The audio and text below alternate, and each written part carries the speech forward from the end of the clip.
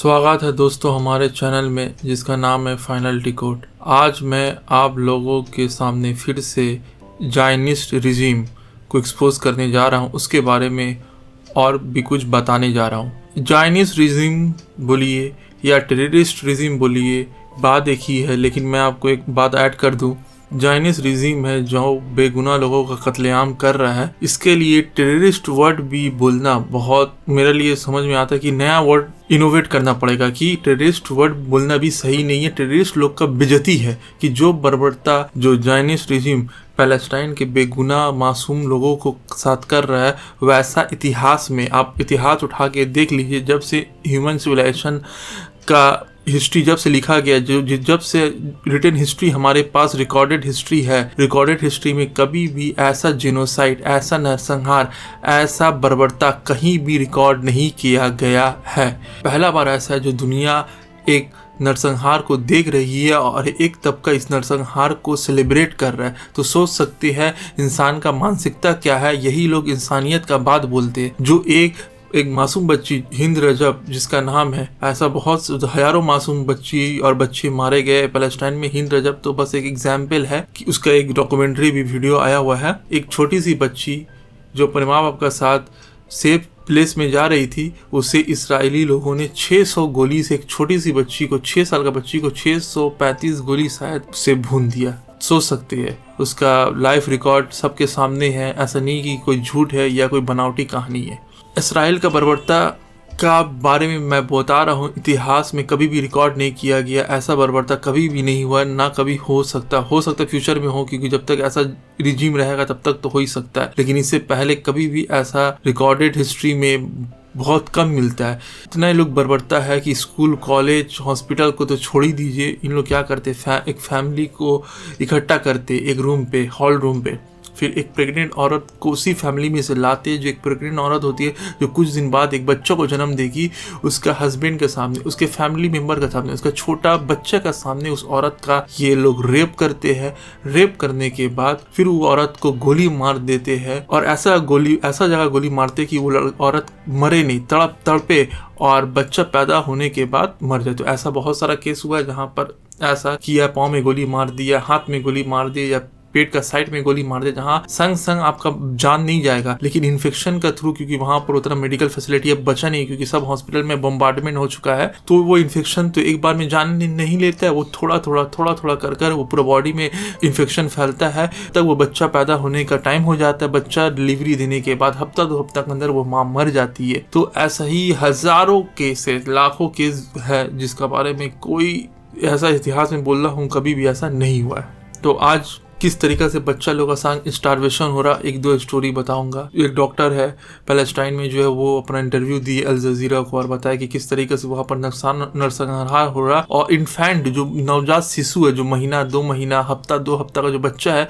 किस तरीका से उन लोग का स्टारवेशन हो रहा है। उन लोग को पीने को दूध नहीं है, क्योंकि उन लोग का माँ लोग तो खुद भूखी। अगर मान लीजिए जो माँ है वो दूध तो तब पैदा करेगी जब वो खुद खागी। वो तो जब एक माँ जब मिल्क पैदा ही नहीं कर सक रही अपना ब्रेस्ट में, तो इससे हो क्या रहा है, जब माँ का दूध नहीं हो रहा है जिस्म में, तो फिर बच्चा दूध नहीं पी, क्योंकि नवजात शिशु को दूध, माँ का दूध ही पी सकता है। तो वो क्या करता है, उन लोग जो भी वहां पर अवेलेबल है, पानी या कुछ भी पेस्ट पिलाते हैं, जिससे बच्चा तो पीता नहीं, और जैसे तैसे अगर पिला देता है तो बच्चा बीमार पड़ जाता है और कुछ दिन बाद मर जाता है। तो जो भी बच्चा लोग के लिए, तो यहाँ पर कितना, एक बच्चा का बदन पोंछने के लिए, यहाँ तक कि पॉटी जब करता है उसको साफ करने के लिए भी जॉनसन का अलग अलग नैपकिन निकल जाता है। तो वहां पर देखिए बच्चों को पिलाने के लिए एक दूध का बोतल भी नहीं है। वहां का जिसम में दूध नहीं हो रहा, तो एक बोतल जिसमें साफ दूध, साफ पानी दिया जाए, वो भी नहीं है। तो उन लोगों को जो भी, उन लोगों को यूटेंसिल से जो भी मिला उसमें लोग पानी भर ले रही है, और पानी भी सोच सकते हैं कि कोई फिल्टर वाटर नहीं।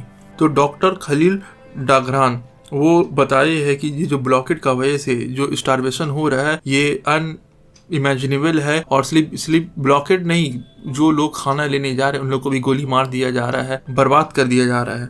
तो वो बोल रहे हैं कि माँ लोग खुद मैल नरिश है, माँ लोग खुद खाने का कमी का वजह से उन लोग कमजोर है, तो वो दूध कैसा पैदा करेगी। जब माँ दूध नहीं पैदा करेगी, बच्चा क्या पिएगा। तो बच्चा जब नहीं कुछ पिएगा तो वो तो कुछ दिन बाद मर जाएगा, और या तो स्टारवेशन का शिकार हो जाएगा। डॉक्टर खलील डागरान बताते हैं कि 1-2 नहीं या सैकड़ों नहीं, हजारों बच्चे जो है गाजा स्ट्रिप में मैल नरिश और स्टारवेशन का शिकार हो चुके हैं, क्योंकि उन लोग को पीने का दूध ही नहीं है उन लोग को। और ये कौन 2 साल के अंदर के जो बच्चे, क्योंकि 2 साल तक माँ का दूध चाहिए, या जिसका माँ का दूध नहीं होता तो उन लोग को अच्छा क्वालिटी का जो डॉक्टर प्रेफर करता है कि बच्चों लोग को, मतलब कि हर दूध तो बच्चों लोग को पिलाया नहीं जा सकता है, जो नवजात शिशु लोग का अलग दूध होता है वो पिलाया जाना चाहिए। तो वो सब क्या मिलेगा? कुछ नहीं। तो माँ और बच्चा दोनों ही मैल नरिश्ड है कि उन लोगों के पास खाने को नहीं है, माँ का दूध नहीं हो रहा तो बच्चा भी कुछ दूध नहीं पी सक रहा। तो माँ क्या कर रही है, पानी कभी कभी बॉटल में उस लोगों को पिला दे रही है, या एक हार्ड लेग्यूम्स है या कोई पीस है, कोई भी वेजिटेबल से कोई पत्ता है उसको पीस के जूस बना के बच्चा को पिला रही है। सोच सकते हैं। अजहर इमाद बोल के एक लेडी है 31 साल की, वो बोलती है कि मैं दूध तो हो नहीं रहा है तो मैं एक टहीनी को पानी में मिलाकर मैं अपना 4 साल का बच्ची को, जिसका नाम है जूरी है, उसे पिला रही हूँ, लेकिन बच्ची को मुझे डर है कि वो बीमार पड़ जाएगी। ये नॉर्मल आदमी पिए तो बीमार पड़ जाए, तो 4 महीना का बच्ची पिएगी तो उसका साथ क्या होगा। तो ये बोलती है कि मैं ये पेस्ट को दूध की जगह इस्तेमाल कर रही हूँ, क्योंकि मुझे तुम लोगों के पास पीने के लिए कुछ भी नहीं है, और इससे क्या हो रहा है, बच्चा बीमार पड़ जा रहा है। और बोलती है इमाद कि कभी कभी तो पेस्ट भी नहीं मिलता है तो मैं क्या करती हूँ, वही गंदा पानी जो मिलता है वो बच्चों को पिला दें, क्योंकि बच्चा तो भूख से तड़पता है, उसे तो कुछ ना कुछ तो देना पड़ेगा। हमारे पास कुछ भी नहीं है, जो भी पत्ता, जो भी आपका जाकर हर्ब्स है उसी को पीस के हम लोग, माँ भी वही पेस्ट पीती है और बच्चों को भी पिलाती है। और जो भी एड वर्कर वहाँ पर लेके जा रहे हैं एड का सामान, उन लोगों को गोली मार दे, एड वर्कर तक को भी नहीं छोड़ा जा रहा है। तो आप सोच सकते कितना निर्दयी है इन लोगों ने। जो मैं पहले बोला कि टेररिस्ट वर्ड भी एक नया वर्ड इनोवेट करना पड़ेगा, टेररिस्ट वर्ड भी बोलना अप्रोप्रिएट नहीं है, वो भी टेररिस्ट लोग का बेइज्जती होगा। सोच सकते हैं। एक और लेडी है जिसका नाम है नेहमा हैमोडा, वो बताती है कि ये दादी है, यानी कि इसका पोती है जिसका नाम है मुंतहा। तो वो बोली कि ये भी नवजात शिशु है, छोटी सी बच्ची है। मुंतहा का बताती है उसका दादी नेहमा, बोलती है कि इसका जो माँ थी उसे जब वो प्रेग्नेंट थी तो इस्राएली लोगों ने उसे गोली मार दिया। खासकर उन लोग ऐसा जगह गोली मारते हैं कि बच्चा, मतलब जो प्रेग्नेंट औरत है वो मरे नहीं, वो तड़पे, और तड़पने के बाद बच्चा पैदा करे, ताकि कुछ दिन बाद इन्फेक्शन से वो माँ मर जाए और बच्चा को दूध ना मिलने वजह से बच्चा ही मर जाए। तो एक पूरा प्लान तरीका से जेनोसाइड किया जा रहा है। तो ये बोलती है नेहमा कि इसकी माँ को भी गोली मारा था इस्राएली लोगों ने, तो ये लेकिन ये बच्ची पैदा हुई और जिंदा रही, लेकिन कुछ हफ्ता बाद इसका माँ मर गई गोली का इन्फेक्शन की वजह से। तो ये बोलती है कि अब मैं तो बूढ़ी औरत हूँ, मैं तो दूध नहीं दे, मेरा तो दूध नहीं आता है, तो मैं क्या करती हूँ, चाय पत्ती को ही पीस के वो चाय मैं भी पीती हूँ और ये बच्ची को भी पिलाती हूँ। बच्ची तीखा का वजह से पी नहीं पाती है, तो चीनी भी नहीं होता, कभी कभी चीनी होता है तो मैं डाल देती हूँ तो बच्ची पी लेती है, और कभी कभी चीनी नहीं होता तो बच्ची नहीं पीती है। तो ऐसा करके हमारा जिंदगी चल रहा है। हमारे पास ना किचन है, कुछ है, दाल सूप कुछ नहीं है, और कभी कभी मिलता है तो पिलाती हूँ, वो मैं खुद भी पीती हूँ और बच्ची को भी पिलाती हूँ, जिससे बच्ची का डाइजेशन सही नहीं होता है और पानी भी साफ सुथरा नहीं है, जिसका वजह से बच्चा लोग समझ लिए अनगिनत मारे जा रहे हैं। और वो बोल रही है कि अब हम लोग कर क्या सकते हैं, हमारे पास तो कुछ ऑप्शन बचा हुआ नहीं है। तो ये तो 1-2 स्टोरी है, ऐसा हजारों स्टोरी है जो रोजाना के बेसिस पे आता है हमारे नज़रों के सामने, लेकिन हम लोग उसे स्क्रॉल कर निकल जाते हैं और ये जेनोसाइड को नज़रअंदाज कर देते हैं। आज समझ लीजिए कि वहाँ पर हो रहा है, लेकिन जो जालिम होता है वो अपना जुल्म को एक एरिया तक लिमिटेड नहीं रखता है। उसका सपना है कि पूरा दुनिया में ऐसा नरसंहार किया जाए, और इसका शुरुआत बस वो लोग चेक कर रहे हैं कि दुनिया इस नरसंहार को किस तरीका से देख रही है। गाजा स्ट्रिप जो वो एक टेस्टिंग ग्राउंड है, इसके बाद फ्यूचर में आसपास का अरब स्टेट जो है वहाँ पर भी ये जो इसराइल का जो एक्सपेंशन है वो होता चले जाएगा। कुछ दिन बाद हर एक एरिया को, जिस तरीके से इराक सीरिया में इन लोग तबाही लाया है, बेगुनाह मासूम लोगों को मार दिया, लीबिया में सिविल वॉर करवा दिया और आज तक वहाँ का अवस्था खराब है। तो अभी तो इन लोग पहले जो अच्छा मजबूत लीडर था वो लोग को मार के खत्म करके वो देश को कमजोर किया। गाजा में जेनोसाइड करके उन लोग टेस्ट कर लिया है कि दुनिया चुप हो रहा है कि हम लोग का जो बर्बरता है और हम लोग का जो ग्रेटर इसराइल का प्लान है उसे कोई भी रोकेगा नहीं। तो हम लोग आराम से स्वीप, जिसको ना क्लीन स्वीप, तो क्लीन स्वीप हम लोग आराम से अपना ग्रेटर इसराइल बना सकते हैं।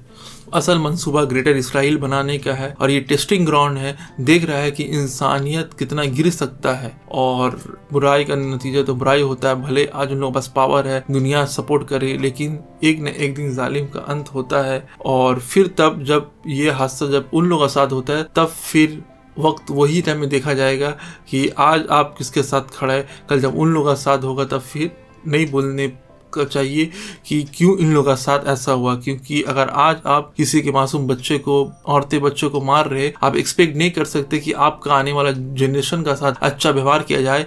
आज के लिए बस इतना ही।